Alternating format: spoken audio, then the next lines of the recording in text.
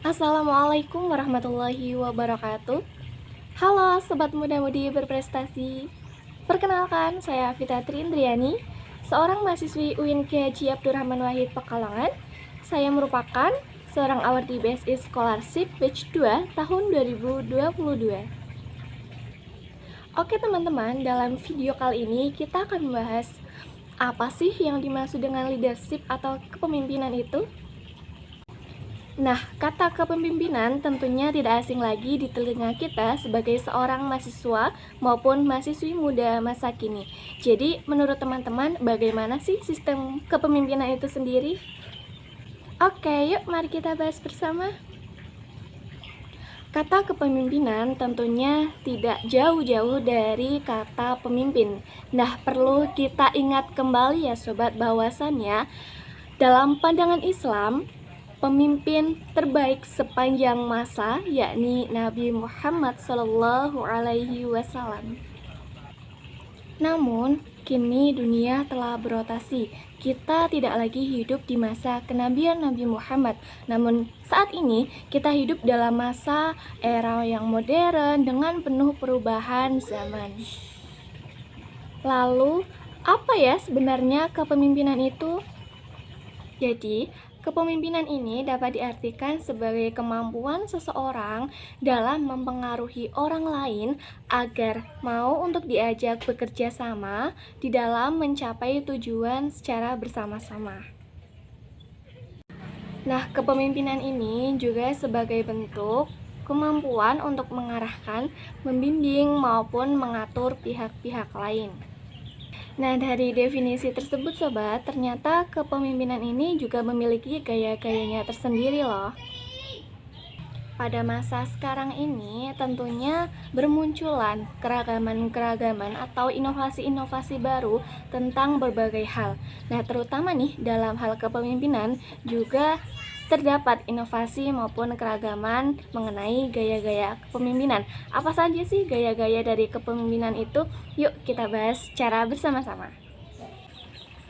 Nah, berbagai macam gaya kepemimpinan ini, yang pertama yaitu ada kepemimpinan demokratis, otoriter, karismatik, militeristik, maupun paternalistik.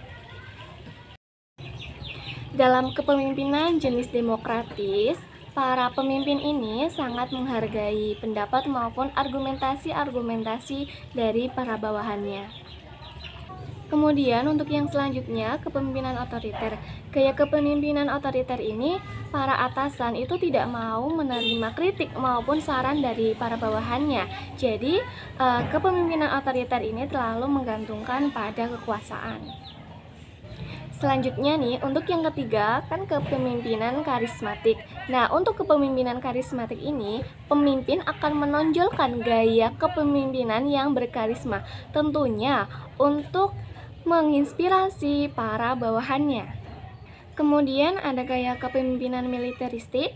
Dalam gaya ini, pemimpin tentunya mengedepankan sikap kedisiplinan yang tinggi untuk mencontohkan para bawahannya.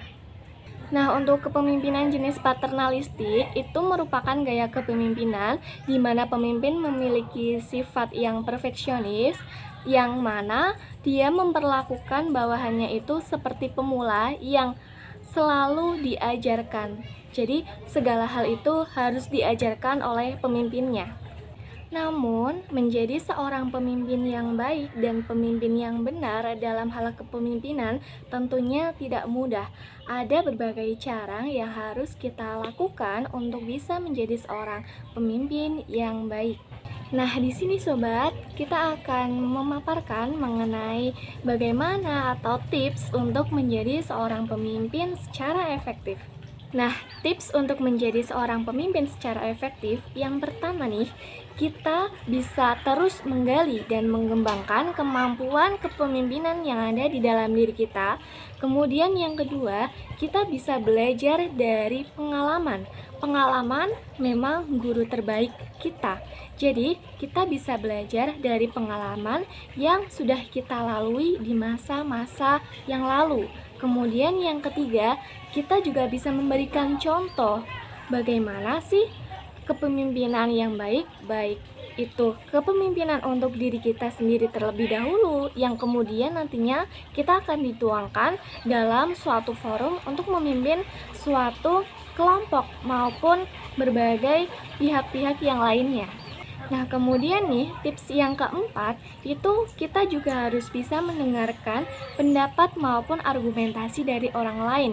Karena penilaian tentunya itu akan datang dari pandangan orang lain, bukan pandangan dari kita sendiri.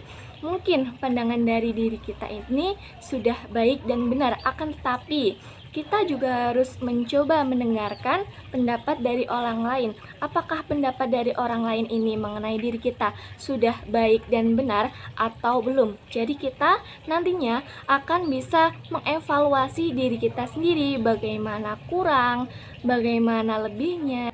Dan selanjutnya yaitu sikap tanggung jawab. Tanggung jawab ini yakni bertanggung jawab atas diri kita sendiri maupun bertanggung jawab atas orang lain. Jadi teman-teman, itulah sekilas mengenai beberapa hal yang perlu kita ketahui dalam suatu kepemimpinan agar kita dapat menjadi seorang pemimpin besar di masa depan nanti. Baiklah, sekian dari saya. Saya memohon maaf apabila terdapat kesalahan maupun kekeliruan kata dalam penyampaian materi tersebut. Wabillahi taufiq wal hidayah. Wassalamualaikum warahmatullahi wabarakatuh.